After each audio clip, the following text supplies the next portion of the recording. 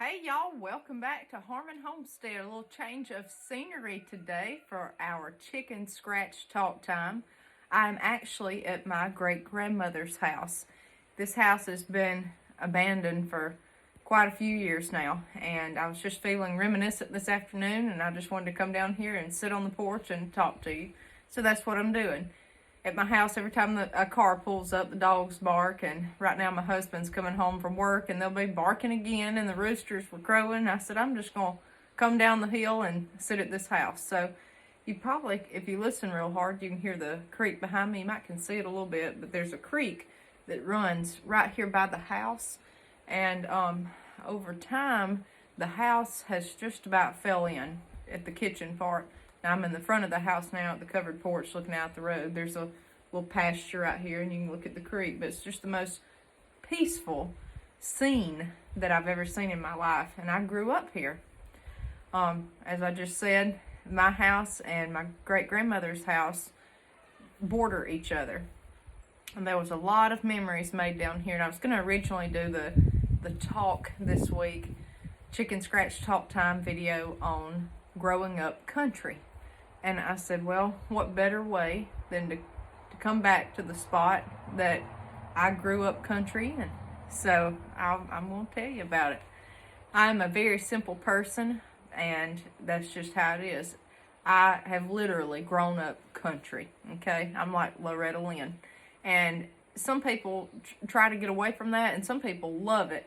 And I embrace it and love it. That kind of hit me around 18. I said, yeah, I'm country and I'm proud of it. I like it. See, I'm an only child and I spent a lot of time down here. Now, my great-grandmother was born 1913, I believe. So she was on up by the time the Great Depression hit. And we called her Nanny, okay? And Nanny learned how to make a dollar stretch and cook for a family. She cooked all day and took care of kids and a husband, and that's what all she ever knew, and families. And back then, you know, the in-laws would stay with the married couple. So you had one set of in-laws over here you had to take care of, and another set over there. And she had a lot on her. It's not just their kids, but they had everybody else and then their kids, and that was a very stressful situation, I'm sure. But when I would come down here, when my mother would bring me down if she had something to do, we would watch her stories, and that was her soap operas on TV. She loved that during the daytime. There was General Hospital and all that. Now I was born in 92, so I come up watching that. And to entertain me, the best thing ever, y'all, she actually subscribed to cattle magazines here in Alabama. And they would send magazines. I guess my great-granddaddy subscribed to them because he fooled cows. And in fact, I'm looking at the pasture right now. When I was a little girl, she actually had a few cows right there. And they would send these magazines to the house. Well, I loved cows. I loved seeing her cows, and they were, I think Angus. I don't know. I couldn't tell you. But they were these big old black cows, and it was heifers. There were no bulls that I remember. After my great-granddaddy had passed, he died when I was a year old. I never got to know him. But anyways, long story short, I loved the cows. And what she would do for me to entertain is she had an old black and white steno notebook. And she would get those magazines out with me, and we would cut out cow pictures. And she'd put Elmer's glue on the back, the roll-on glue, and paste those pictures down on those note pages. And every time I got to come see her, we'd get in that cow book, and I just had to go find some more cow pictures. I've still got that book to this day. My mother does. I guess she don't entrust it with me, so she has it. But that book is worth $1 million to me. I wouldn't take $1 million for that book. That's growing up country, okay? Country doesn't mean you have to live in rural Alabama. Country means you grew up living the simple life. You know, that's to me. I remember my great-grandmother, if she was desperate to entertain me, she would try to show me how to cook. I would give anything if I was older and could retain what she was trying to tell me. At the time, you're talking about 3, 4, 5, 6 years old. And then she moved in to live with one of her daughters in town, so I didn't get a lot of that here right by the house. And then I didn't see her as often once she moved to town. But I remember the first thing I remember her showing me was how to make biscuits. I don't remember the recipe. I don't remember the ingredients. I remember a bowl full of flour, and she'd pat her hand down and she'd say, make you a little well, and that's where you pour your buttermilk. And now later on, I can make biscuits because I remember that method of making that dough and making that well and pouring that buttermilk down in there. Just simple terminology like that, you know. And that's what I remember. She's always cooking. She loved to go pick blackberries behind the house here. And she had, oh Lord, big old quart freezer bags, gallons full of blackberries in the freezer. And she'd freeze them and then do something with them, you know, later on. But she loved that. And I remember her coming in with buckets after picking blackberries. And all this is true stories, y'all. None of this has been fabricated or added to. You couldn't make this stuff up if you tried, okay? This is nothing you can Google and they say, well, how to live the country life. It ain't going to show you how to make a cow book, okay? So I just mainly want to talk to you about what I've experienced growing up, all right? Now, I did spend a good bit of time with her, and I was her piano player. She wanted me to play piano. She's got a piano in this old house here. And you probably couldn't strike a key if you tried. It's dilapidated. But she wanted me to play the piano. Everybody back then could only, and still in my family, can only play by ear, if you've ever heard that. I was the first one to take lessons. And I took lessons, and I mainly did it for my great-grandmother. She called me Nanny's little piano player. To this day, I cannot stand to play the piano, y'all. That's the only reason I kept on. I didn't care for it. I wish I could sit back down and play, and it may hit me, you know, when I get older, but it's just not. I like more the banjo or the guitar or something like that. That's just what I like.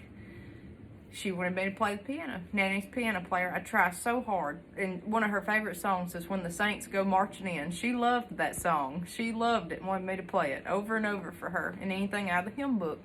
And she had a church hymn book here at the house. And that's what she'd sit down and try to pilfer with, you know, playing by ear. No one could read music notes. Everybody played by ear. And they just, really, to do that, some of your most famous musicians played by ear. They could not read music. They actually knew what string to pull or what key to hit according to how they knew the song should sound to their ear. That, they didn't have a note telling them where to go. That is 10 times harder than reading music. I mean, 100 times harder. And like I said, some of your most famous musicians never could read music, never was educated in it. There was nobody around that could back then. Could read music. And if you did, you couldn't afford the lessons. And people, you know, that was, you talking about hard times coming up in a depression. She was, let's see here. Well, in 1933, she would have been 20 years old, right in the thick of that depression. So you imagine, you know. And then she was married, settled down. There was not really any time for hobbies. Everybody married extremely young and had a family. And that was that. Now, I'm a different situation. I grew up in modern times. I grew up in Y2K. That was me. And when I was a preteen, we still lived down here, and everything was so technology. I remember that. I remember the Game Boy and the PlayStation and a boom box and an inflatable recliner you put in the corner of your room, and the CD player and all that. And I remember my mom talking about tapes. Like we had tapes, cassette tapes, and before that it was records. And like the whole looking back to tapes, that does nothing for me. When you talk about records, I love that. It's just something about, I don't want the kind of modern times. I just want to bypass and go way back. That's just what I like. That's just what I like. But I grew up around the edge and boom of technology. I remember us getting our first computer. And, Lord, we went on a Black Friday sale. And I remember being in Birmingham, Alabama. at a Best Buy, waiting for hours. Didn't come home with one. Daddy got mad after we had waited a long time. No, we ain't doing this. But we ended up getting a computer, and I remember at first it was just like games. And I remember Daddy saying, what good is this thing gonna be? It's nothing but games. Look at it now. Look at YouTube. Look at me talking to you. And that's what I'm trying to do, y'all. I grew up country, but I'm trying to incorporate technology with the old ways.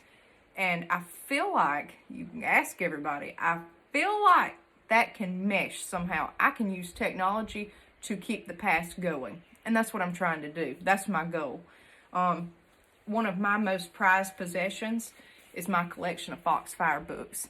And those have been purchased by me and my husband on a honeymoon and anniversary trips going to Pigeon Forge, Tennessee at a bookstore. That's just, they have that there, and I love all that. That's the only place I care to go is Gatlinburg. That's, you know, we'll go to the beach. Me and my husband's been once, and that was for like a 3-day trip, you know, and I don't mind it at all. But I am a mountain girl. I want to go up there and hear those banjos play and see those mountains. And but the Foxfire books, that to me, they teach you that's like me sitting down with my great-grandmother and like, Nanny, tell me how it used to be.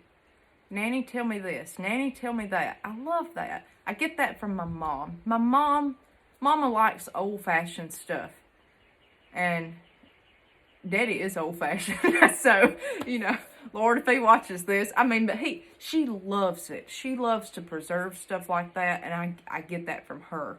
I guess everybody in my family does. My grandmother loves old-fashioned music. If it's old country music, she loves it.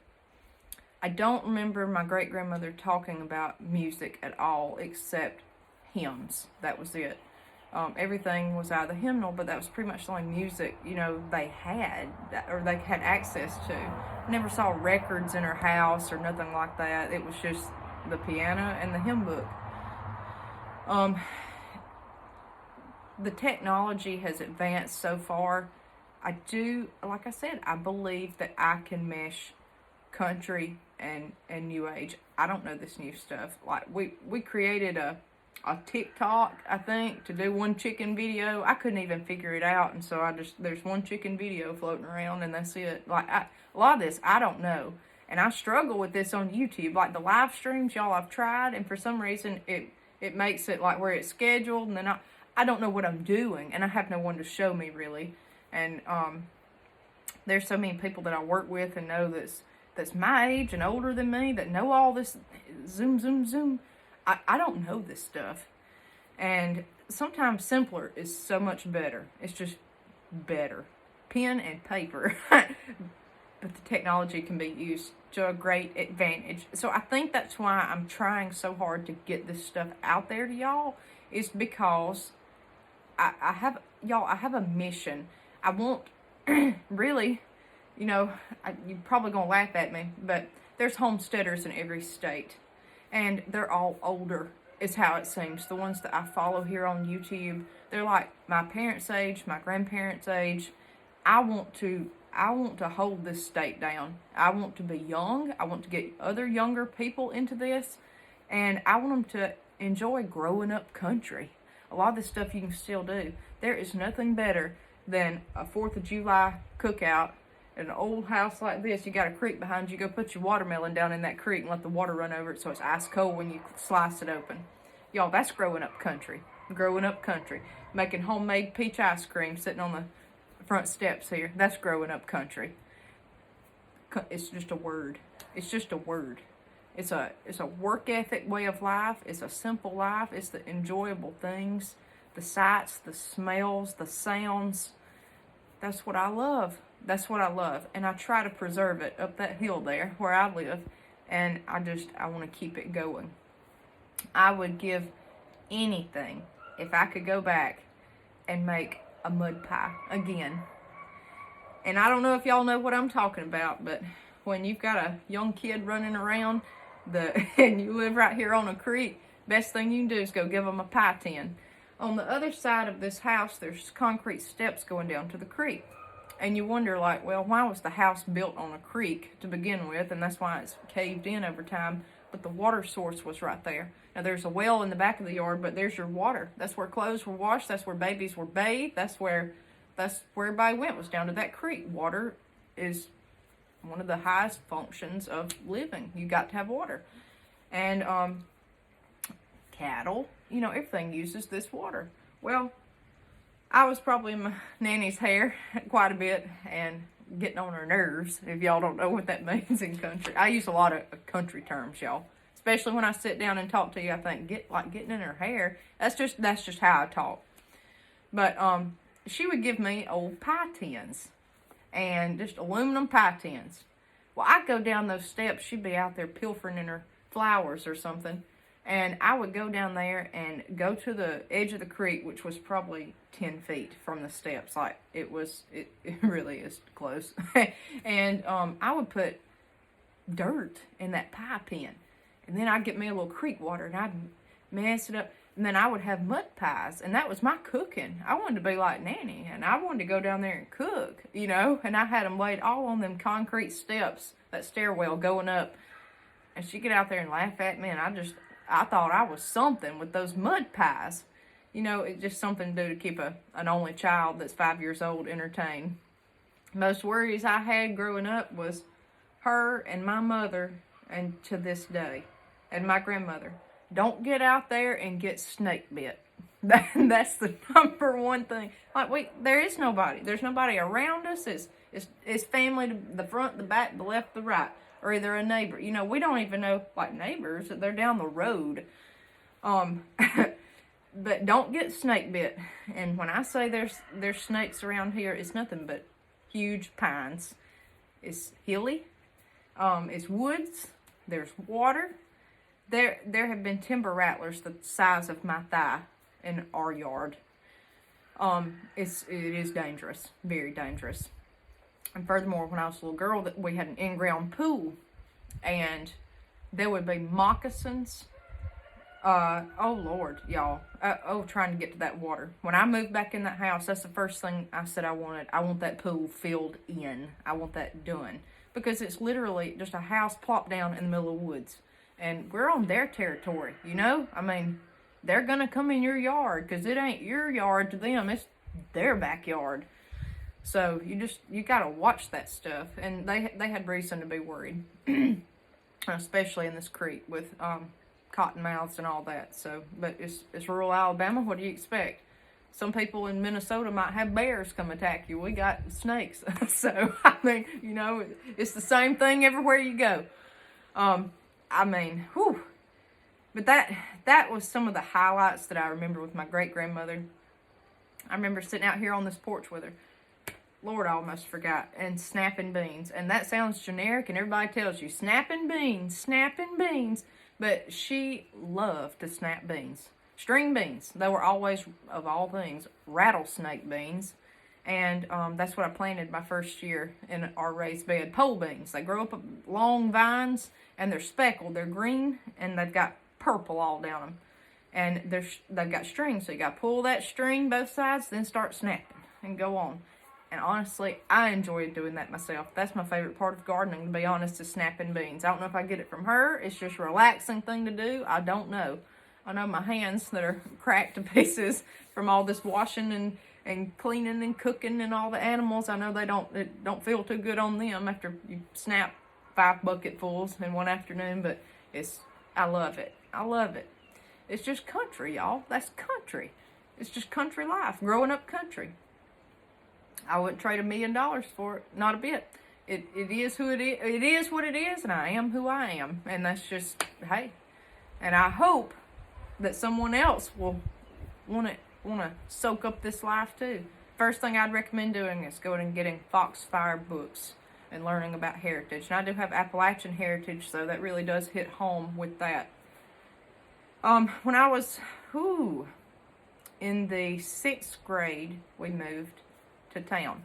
City 15 minutes away from us here. Exactly 15 minutes from this location. And it was Mom and Dad bought a house, and it was in a subdivision.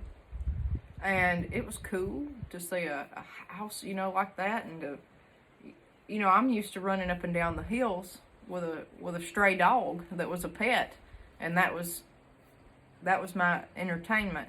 Well, when they moved to the subdivision, it was flat. I mean, just flat. In fact, they said years before it was made a subdivision, it was pasture for cows. So it was just, wiped out flat. And there was probably, I don't know, a foot of yard from the drive to the neighbor's yard. And it was like cookie cutter houses. It still is. And it beautiful house. It's so nice to be accessible to everything in town.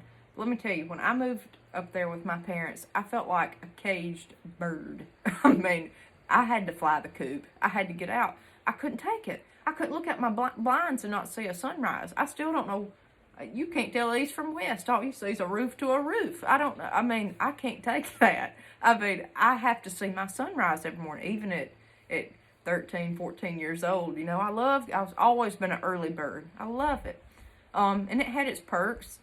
You could go down the road and get a burger and go right back, and Mom wouldn't have to cook and all that. It was nice, but you constantly saw another building. And y'all, this is still rural Alabama. It's not like it's, a metropolis here, okay? It's a small town, but small city, and it's grown tremendously, but I couldn't take it. That's where they get the concrete jungle from. It's just concrete to your left, to your right, and like I said, just roofs everywhere. Continuous. Just stacked. Trees.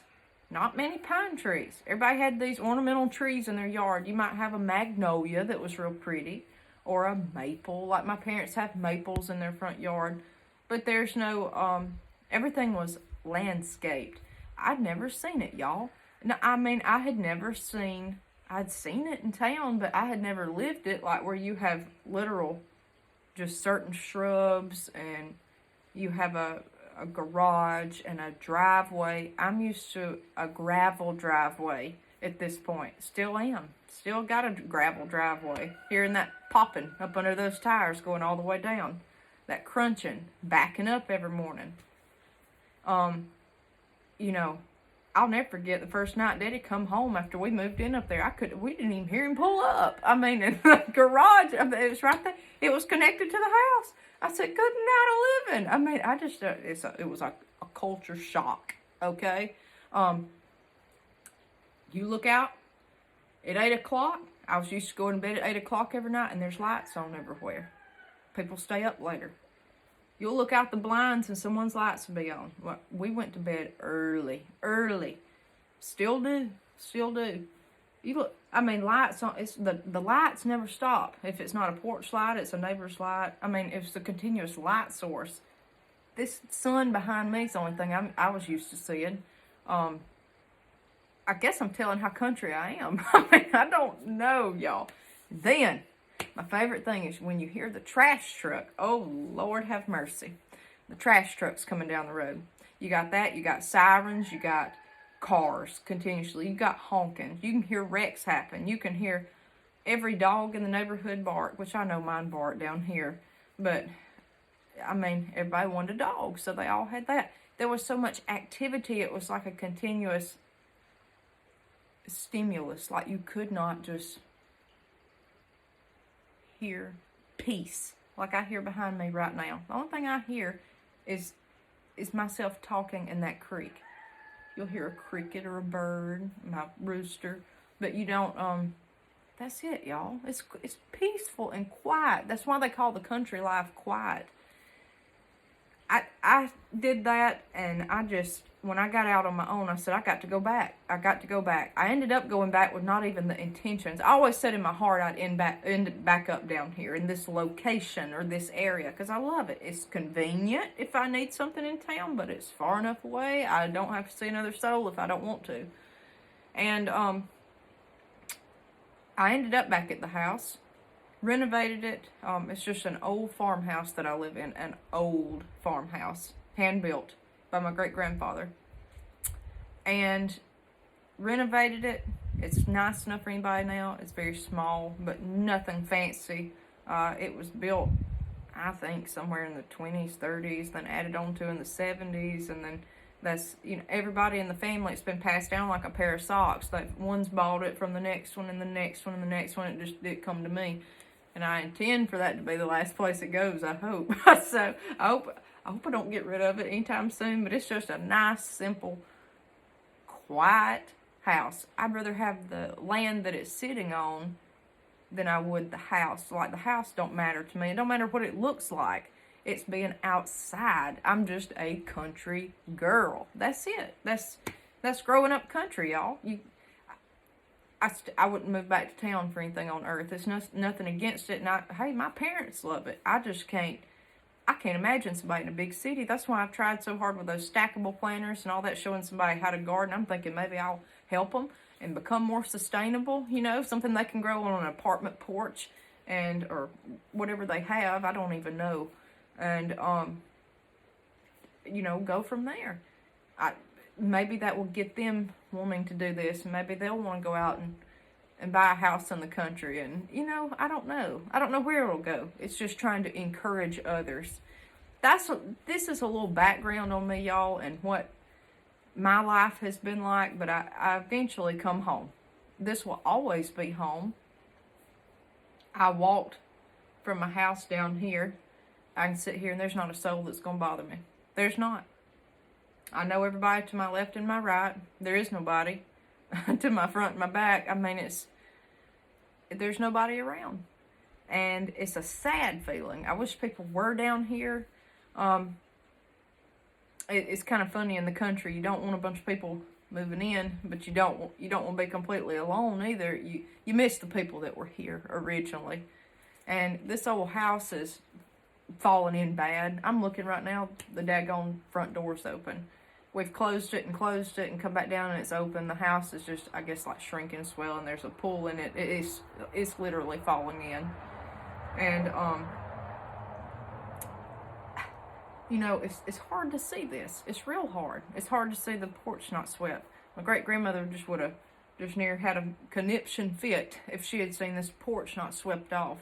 And now it's, over time, got pine straw in it. And just even like this right here scattered. And the old chair here is just paint's peeling.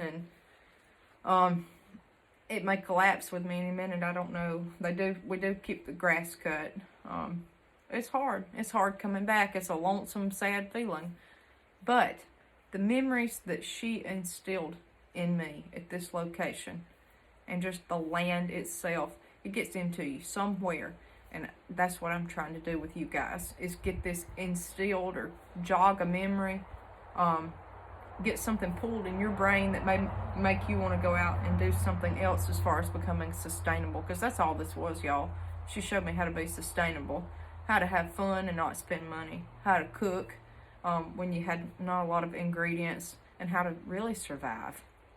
And surviving is not moving out somewhere in a tent in a national park or something, trying to live off, eating leaves every day and bugs. That's not the surviving I'm talking about. I'm talking about making it after a husband's passed away, your family's moved on, and you're left alone, but you enjoy your country life, and you enjoy this peaceful spot. And how do you survive from day to day?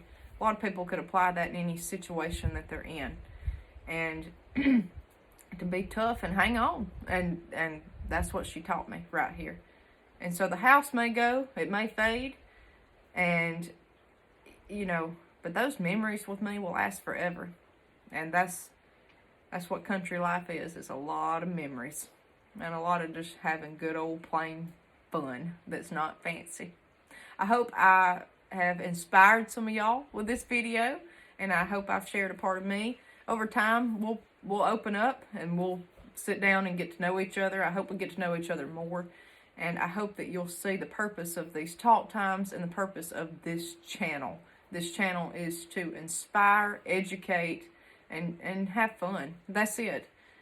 We're young and we're up against a brick wall trying to do this. My husband's behind the scenes a lot, but he's helping more than many know. So, and he's an old country boy too. So we enjoy this, and we hope that we can continue for this to grow and represent the state of Alabama very well. We will see you next time on Harmon Homestead.